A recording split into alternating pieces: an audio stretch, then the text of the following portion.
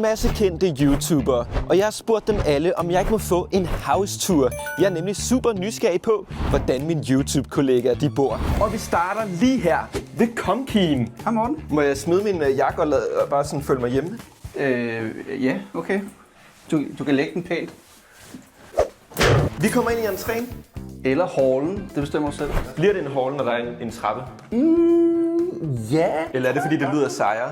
Det lyder sejere. Men ovenpå, det må vi må ikke filme der. Top secret. Top secret. Ja. Det er dit private space. Der er et stort soveværelse, og så er der 2 børneværelser, og så er der et badeværelse. Vi holder os hernede. Hvad er det, du er i gang med at lave her?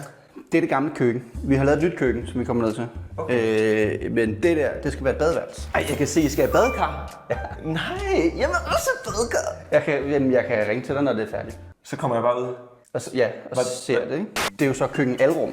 Det store køkkenalrum. Ej, jeg elsker den måde, I sådan indretter på. Det er sådan virkelig flot. Jeg kan godt lide spisebordet. Det er